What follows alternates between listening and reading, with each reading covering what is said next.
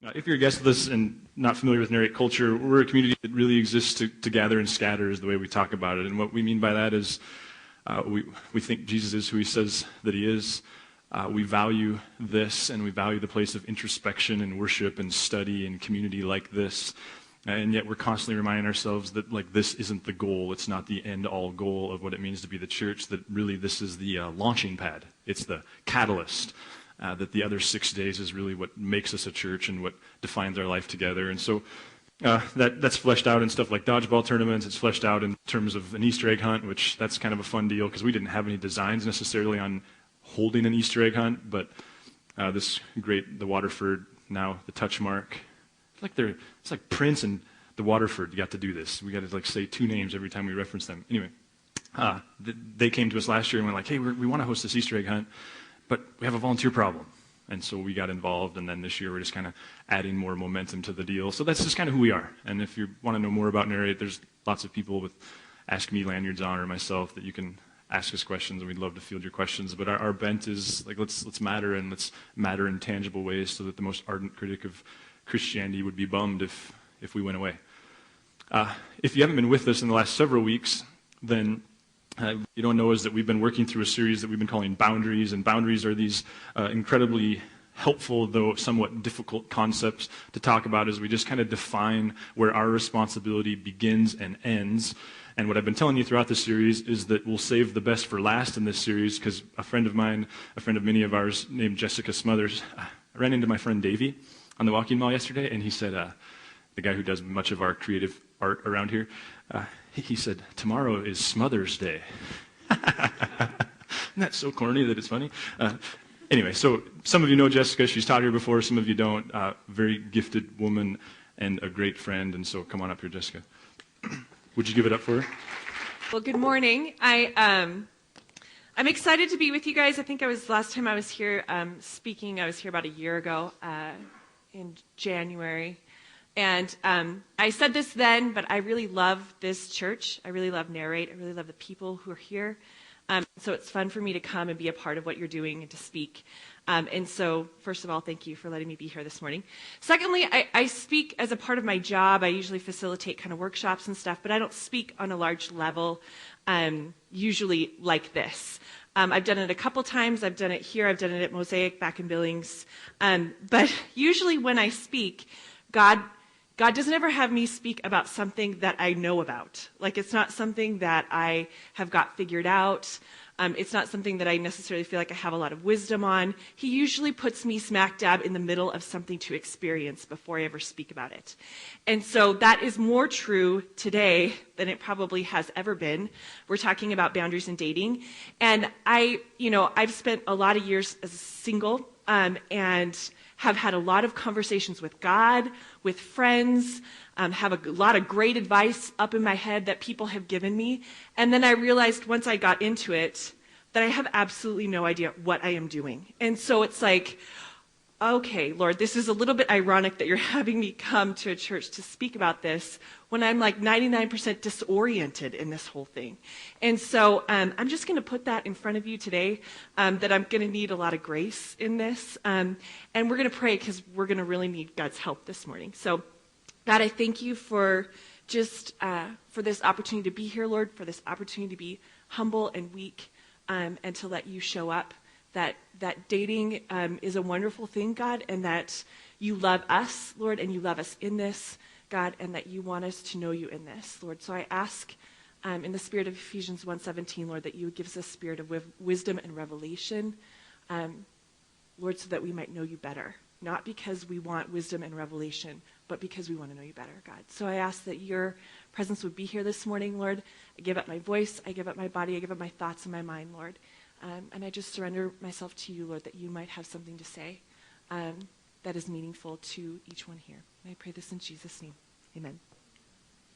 So as I was getting ready to speak about dating, it's kind of this interesting concept because dating for us as Americans is a cultural thing. It's an activity. It's the way that we get to essentially marriage. We find somebody to marry. And dating is not something that you find in the Bible. So it's not like I turn to Ephesians 10:12 and it says, Jessica, this is how you go about dating. It's like, so it's kind of like, okay, Lord, can you help me kind of orient towards this and what your heart on this is? Dating essentially is an activity, right? It's something that we do. And just like any activity, it's something that God will use for us to be in further relationship with him, to know him and to know his people. And so the point of dating is how well you love. It's how well you love God. It's how well you love God's creation, including yourself in the dating process. How well am I loving me? And how well am I loving this other person that I'm in a dating relationship with? And so fundamentally, I have a quote that's in my office that helps me keep the main point in life because I get distracted really easy by things that aren't the main point. And it's by a guy named William Wilberforce. He was basically the guy that headed up abolishing slavery in the UK. They made a movie about him called Amazing Grace. And he says, above all else, measure your progress by the experience of the love of God and its exercise before men. So the main point is experiencing the love of God. And then how do I display that before men? That's the main point. And so when we talk today about dating, it's really easy for us to kind of, I think, get in the weeds and get logistical and can you give me 5 rules to do this right? And we're not going to do that today because dating is you can't talk about dating in that way. You can't be logistical about it because dating involves 2 very unique people.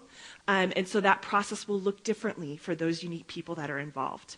So we're going to talk about it kind of on a little bit of a broader scale. What are some general things that we can really know and learn about through the dating process? And so we're going to go to Psalm 16 today. And we're pretty much going to land there. So if you guys have a Bible and you want to turn there, we're going to land specifically on one verse today. But it's in the context of Psalm 16. And as I was getting ready for this, Psalm 16 was a great encouragement to me in the light of dating. So Psalm 16 says, "Keep me safe, O God, for in you I take refuge. I said to the Lord, you are my Lord. Apart from you, I have no good thing. As for the saints who are in the land, they are the glorious ones in whom is all my delight. The sorrows of those will increase who run after other gods. I will not pour out their libations of blood or take up their name on my lips. Lord, you have assigned me my portion and my cup. You have made my lot secure. The boundary lines have fallen for me in pleasant places. Surely I have a delightful inheritance. I will praise the Lord who counsels me. Even at night, my heart instructs me. I have set the Lord always before me. Because he is at my right hand, I will not be shaken. Therefore my heart is glad and my tongue rejoices. My body will also rest secure because you will not abandon me to the grave, nor will you let your Holy One see decay. You have made known to me the path of life. You have made known to me the path of life. And you will fill me with joy in your presence, with eternal pleasures at your right hand." When I was getting ready for this, this was a worshipful thing for me to be in Psalm 16, because as I was thinking about dating, it put God at the very center of it, and it has some amazing promises for us in dating. God, you are good. There is no good apart from you. That you have assigned me my portion and my cup. You have made my lot secure. You will keep me safe. You will give me joy and you'll give me pleasure. You make me secure. So this whole thing was just kind of an umbrella over me as I was thinking about entering into dating, as I was thinking about talking about dating, as I was thinking about doing it. And where my heart really landed was Psalm 16:6. That says, "The boundary lines have fallen for me in pleasant places. Surely I have a delightful inheritance."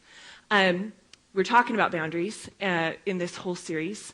And that word inheritance in the Bible, the root word is nachala. I actually practiced that a couple times. Nachala, it was kind of fun to say. And the root word means possession or property, heritage. An inheritance. This, and Psalm 16:6 says it's a pleasant thing. It's a delightful thing. The inheritance is valuable. It's a treasure. It's wonderful. And the boundary lines in this verse do not exist for the sake of the boundary lines. The boundary lines don't ever exist for the sake of the boundaries. They exist for the sake of the inheritance, for what is good. I was driving down to work. I was coming back from lunch the other day, and I passed this house that was on my left, and the reason I stopped and looked at it was because there was a rooster standing on this wall. And it was this big, huge, it wasn't a rooster, it was a turkey. It's a huge turkey. And I was like, oh, that's really kind of funny. But it made me think, okay, it was a beautiful picture of what we're talking about here, because there was this wall that was like solid cement. It was this really thick wall, and peeking above the wall was this house. And it was a beautiful house with these trees, and it was gorgeous. And it was like, I couldn't really see the whole of the house. I could just see the top of it. But this wall, this boundary line, this cement block existed because there was something valuable on the inside. That home, that land, was what was a good thing. And so when we're talking about our boundary lines, we have to remember that the reason that we have boundaries is not for the sake of having them. The reason is to keep the treasure, to keep it valuable, to keep the inheritance. And so it's easy for us to get into the rules and the regulations and that kind of thing, like I said, but it's keeping the main point the main point. I listened to your series, Adam's series on boundaries for the last couple weeks, and mostly in the beginning. And he said boundaries are not laws, right? They're about clarifying responsibility. And so clarifying what is our responsibility. How do we know what our responsibility is? And as I was thinking about that, how do we know what our responsibility is? How do we establish the boundaries? Psalm 16:6 says that the boundary lines have fallen for me. I didn't create the boundary lines. The boundary lines fell for me. And they fell for me from someone. God gave me my boundary lines. God says, I know Adam. I know Jessica. I know Linnell. I know who I created. Psalm 139 says that he wrote out every day of our life before one of them ever came to be. I know this person. And so I've created boundaries for them because I know them. They have a unique personality. I'm giving them a unique culture, a unique experience, a unique family. And so I know where those boundary lines exist. I know what is a pleasant place for those boundary lines to be for them. And so for each individual unique person. And so we have to look to God in order to know where our boundary lines fall. When we are experiencing unpleasant things in our dating life, it's because probably we've messed with our boundaries in some ways. God says the boundary lines have fallen for me in pleasant places. When I am saying, God, what is it that you want to tell me? Where do these boundaries, what is going to be a pleasant thing? And he responds to us, then that's what it is. It's a good thing. Dating is a good thing. That experience is a good thing. We get really excited about it. There's a lot of joy in it. There's a lot of pleasure in it. But when we start messing with our boundaries, it becomes an unpleasant thing. We start feeling fear. We start feeling anxiety. We start feeling guilt. We start feeling shame. We start feeling uncertainty. And so sometimes when we're having a boundary issue in our dating life, it will produce unpleasant fruit. And that's how we kind of know that we have a boundary issue. So a lot of times when we're talking about our boundary issues, we either move them in, way far in, or we move our boundaries too far out. We mess with them in some ways. And there's some different ways we can recognize this, that shows up. When we move our boundary lines in some different ways, sometimes it can look a bit like over-infatuation. So I meet this person, I fall in love with them, and then all of a sudden, they're everything to me. And I don't really know them. As I was preparing for this talk, I was in City Brew. That's kind of how I prepare for stuff. I go into City Brew and I kind of type and I read my Bible and I talk to God and I pray. And so I was working through this specific point, brainstorming it. And there was a song that was playing in the background. And all of a sudden I became aware of this song and I kind of chuckled to myself. And I'm going to go ahead and play it.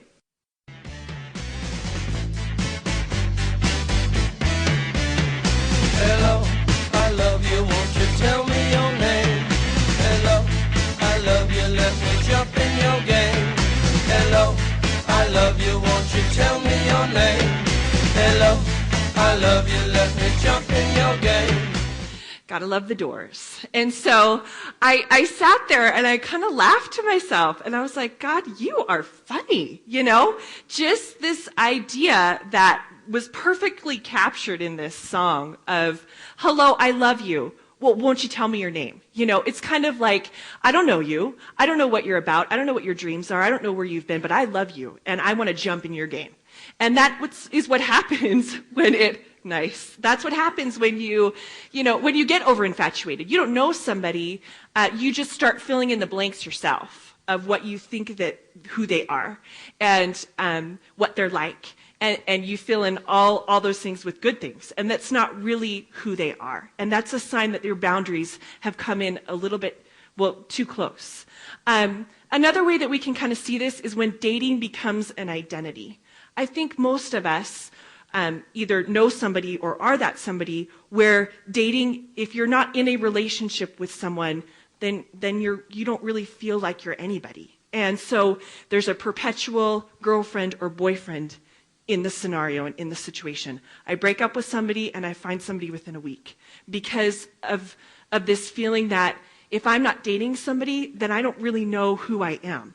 I don't really know that I'm important or that I'm valuable. And so it's going from one relationship to the next.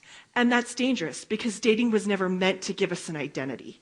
We have a God who loves us, who gives us the most solid identity we could ever have. And dating was never meant to fill that. The last thing when it comes to kind of your boundaries being in too close is this idea that somebody will complete me. Somebody will fill in all my gaps. Somebody will be strong where I am weak. And so the idea that, hey, he's extroverted and I'm introverted, or they're disciplined and I'm creative. And that's really great because then I don't have to be extroverted or I don't have to be creative. And while when we're in relationships with other people, that's legitimate. Sometimes opposites do attract. That can be dangerous because then we neglect our own growth. It's like, I don't have to work on anything. I don't have to have a conversation with God about how he might want to change me or grow me because this other person will just make up for all my deficiencies. And that's not really the nature of a relationship. That's not really what it was set to do. And so it's not good for us to exit the conversation with God about our own growth and just rely on somebody else to be something that we are not. When it comes to your boundaries, you can have them too far in, but you can also have them too far out. And this is the one that I think I kind of identify with the most, where I have my boundary lines and God has set them here and he says, Jessica, this is a pleasant place for you. And I'm like, yeah, God, no, those are in a little bit too far. I feel a little bit too vulnerable. I'm a little bit scared, so I'm going to move them out. I'm going to make sure that anybody who's coming in here is going to have the right credentials. They're going to meet my list of 30 traits. They're going to be perfect. And it's really interesting because this one can come off as godliness. And it is not godliness because it's rooted in fear. It's, I'm afraid I'm going to be rejected. I'm afraid I'm going to be hurt. I'm afraid I'm going to have to sacrifice something and deal with somebody else's messiness. And so it's the idea of I'm going to make it so hard to get in here that it ends up being an unpleasant place because it's a very lonely place. It's a very difficult place because there's nobody else in there with you. And God's like, well, it's not in there with you because you moved your boundary lines, I had a lady that I met with for a while. I've been meeting with her for about a year. And in Proverbs, it says that an honest answer is like a kiss on the lips. And this lady was always kissing me on the lips. I mean, she was always giving me an honest answer about everything. And I remember sitting one day, and we were kind of talking through some of this stuff. And she goes, Jessica, I got to tell you, you kind of think you're perfect. That's a problem. She's like, because guess what? You are not perfect. And she's like, and if you met somebody perfect and you thought you were, they weren't going to want to be with you. It's like, ow. But it's true. I mean, just this idea of I have to have somebody perfect because then I don't have to work as hard at a relationship. Maybe it won't be as difficult. Maybe this thing will go smoothly. And you know what? That's just a fantasy world. Nobody is perfect. It will be messy. You will be hurt. You will be rejected. And so that's the nature of two messy people being in relationship with one another. And the fact that, you know what?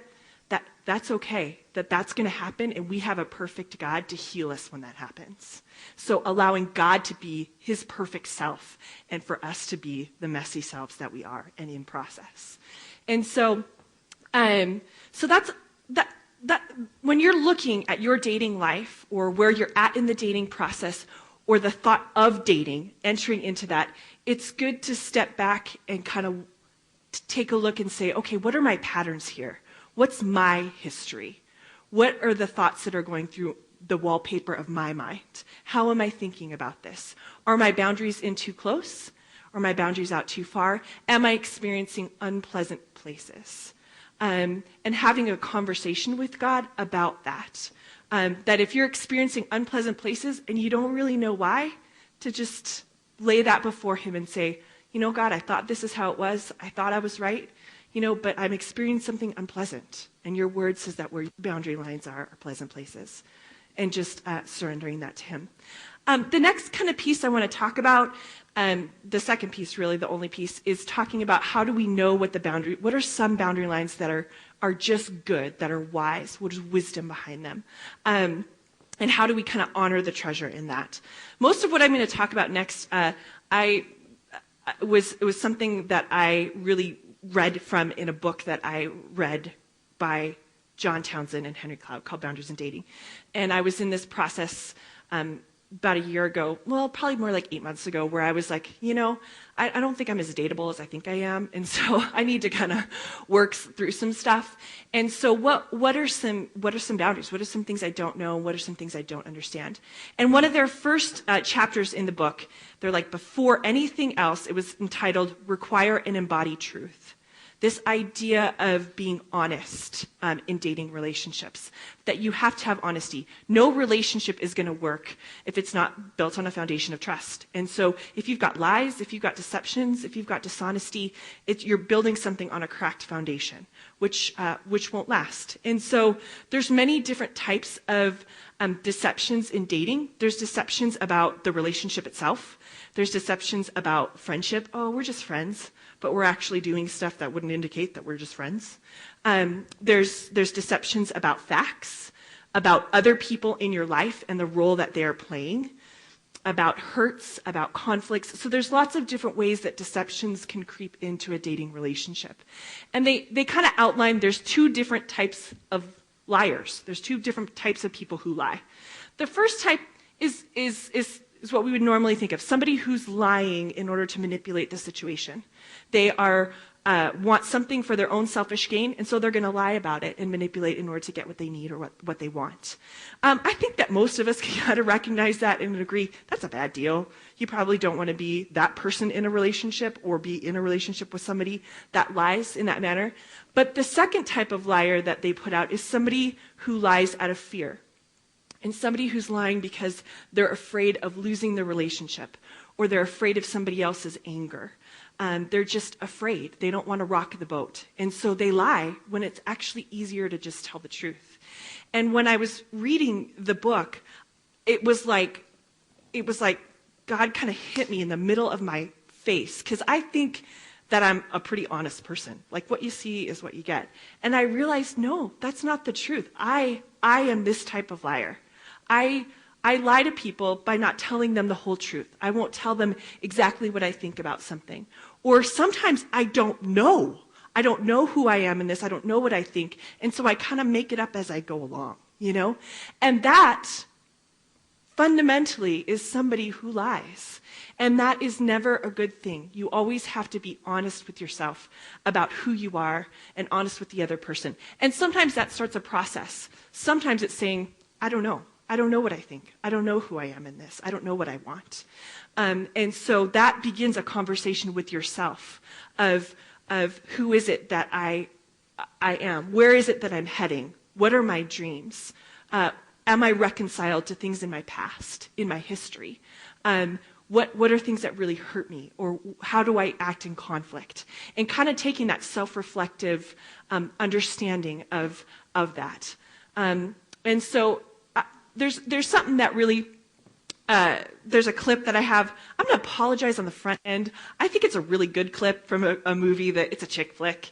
And so not everybody's going to totally identify with this, but I think it's a really great example of what happens to people in relationships. And it's from a movie called My Best Friend's Wedding, which is like 10 or 15 years ago. And the scene is Julia Roberts and Cameron Diaz. And Julia Roberts is best friends with this man. And he is marrying Cameron Diaz. Well, he calls off the wedding, essentially. He says, I don't want to marry her. And so Julia Roberts is sent in to talk to Cameron Diaz about this. So this is basically where they're at in the movie. How is he? Well, he's sort of wondering why you haven't told your parents that the wedding's off. Well, I don't know. I'm still hoping for a miracle, I suppose. I mean, how could he think that my father and I would do such a thing? I only minored in psych, you understand. Maybe Michael couldn't commit to this marriage, so he created a delusion, produced an unconscious psychosomatic manifestation of I'm better with food. Okay. You're Michael. You're in a fancy French restaurant. You order creme brulee for dessert. It's beautiful. It's sweet. It's irritatingly perfect. Suddenly, Michael realizes he doesn't want creme brulee. He wants something else. What does he want? Jell-O. Jell-O? Why does he want Jell-O? Because he's comfortable with Jell-O. Jell-O makes him comfortable. I realize compared to creme brulee, it's Jell-O, but maybe that's what he needs. I could be Jell-O. No. Creme brulee can never be Jell-O. You could never be Jell-O. I have to be Jell-O. You're never gonna be Jell-O. Can you hear it? I could be Jell-O, right? I have to be Jell-O. That need when we get into a relationship where it's like, one, I don't know that I'm creme brulee or if I'm creme brulee, but that doesn't matter. I'm going to be whoever it is that this person wants or needs me to be. And that's not only deception, that's not only dishonesty, it's idolatry. It's putting somebody else in God's place. God gave you your life. He had so much joy in creating you. You are his favorite. And so this idea that it's like, God, it doesn't really matter how you created me. It doesn't really matter that that was a joyful, wonderful, creative thing for you to create me in my life. You no longer matter. Your opinion no longer matters. And this person, your creation, this other guy or this girl, they get to say who I'm going to be. It's a dangerous, dangerous thing. And so understanding that the authenticity of being who you are is incredibly important. Of being who you are and then putting it out there and letting that other person know. I'm going to be in the light about who I am. This is how God created me. This is what I want. Now, am I in change? Am I in process? Am I in growth? Yes. But fundamentally, this is kind of who it is. What you see is what you get. And so, and not being afraid in that, and that God knows what he's doing in that. And the last point in being honest is honest about what we're doing in our dating relationship. Why are we in this? Are we in this for the same reasons? Are we wanting the same things? Are you dating as an activity because it's kind of fun and I'm in this thing for marriage? You know, are we on the same page with the whole dating thing? And so honesty is a very big part of a boundary line in a dating relationship. Another boundary line is the idea of freedom, of what you do with the honesty. And the idea that these people in a dating relationship are free to be who they are. And so I'm not coming into this thing with you thinking that I'd like to change you in some way, shape, or form. And so when I'm in this with you, I'm just kind of honestly telling you who I am, and you're telling me who you are. And there's no thought where I'm going to edit you in some way. Where maybe you're dating somebody and they're not somebody who's a believer, and you're in the back of your mind, you're dating them, but you're thinking, I'm not going to marry them unless they follow Christ. Well, that's kind of a dangerous place to be, because ultimately, fundamentally, you want them to change. You want to change them. And so it's not wisdom. When I was in college, my staff workers for InterVarsity, Aaron and Kim Kepke, he was talking to me one day, and he's like, when I was dating Kim, she had a lot of anxiety about life, and she would have panic attacks about things. And I remember walking away one time after she had a panic attack and thinking, God, just having an honest conversation with God, God, can I marry this woman? Can I marry her? Knowing that may never stop, that may never change. And he said, you know what? I honestly could say that I could. If that never changed, I had a love for Kim to love her in that weak place. And that I wasn't going to try and change that or fix her at all. I was just going to be with her in that. And be inviting God into that situation.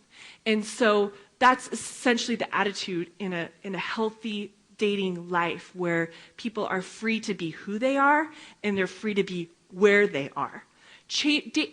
I think that dating and marriage is a powerful force in our life. I think that we will grow and that we will change. We just don't get to be an author of change in somebody else's life. We don't get to implement it or say how it's going to go. We are a witness to that change. We are a witness to that growth, but we are not responsible for it, essentially.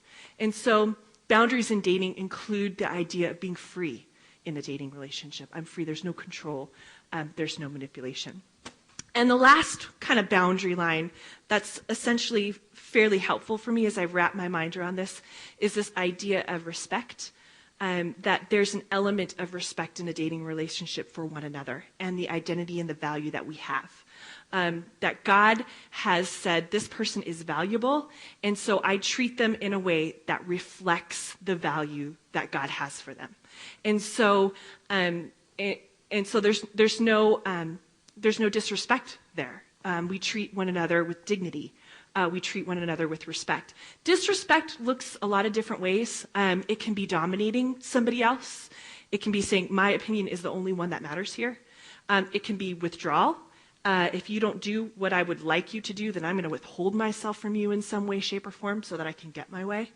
It can be minimizing, rationalizing, just outright directly violating something for the other person. So, it really hurts my feelings when you blow me off. Can you please not do that? And then it happens over and over and over again. That's a sign of disrespect. And so disrespect in a relationship, especially in one that you are thinking about being an intimate relationship and moving towards marriage, shouldn't be tolerated. And it shouldn't be tolerated in yourself, and it shouldn't be tolerated in another. And so a lot of times, I hesitate even to say this because it sounds harsh to me in my ears, but you do get what you tolerate in a relationship. And so if you allow disrespect, then you can get that a lot. And it needs to be addressed in a relationship. So those are kind of the general boundaries that I wanted to talk to you about this morning. But the most impactful thing for me in this whole thing, in this whole getting ready for this talk, in this whole being in this, was something that a really good friend to me said the other day. And they said, you will live your life out of love. You will live your life out of a position of love. And you will either live your life out of your lack of love, or you will live your life out of the fulfillment of love. And that is true across the board, but it's especially true in dating. If we do not know that we are loved by God, we will date out of our lack of love. And that is an unpleasant place. But if we date filled up and overflowing in love, that will be a pleasant place for us to be in our dating life. So I leave you with that this morning. Let's go ahead and pray. God, I thank you. Lord, I thank you for dating. I thank you for the fact that you do not leave us alone in this to figure it out, Lord, but that you are someone, that you provide everything that we need. Lord, that you want us to date from a place of love. Lord, that we are so overflowing with truth, with your spirit, with your love, with your joy, with your peace, Lord, that that's what comes out in our dating life, God. And that's what you want for us, that your desire for us is to be in pleasant places, Lord, and to enjoy this thing. And so I thank you, Lord, that you have provided for us in that, Lord, that that's your heart for us, Lord, and that you do not leave us alone in this to figure it out, but that you are a good God, Lord, who wants us to know you. So I thank you. I thank you for these people, Lord, and I pray that you would continue this conversation with us, Lord, as we learn how to do this well. And I pray this in your name, Jesus. Amen.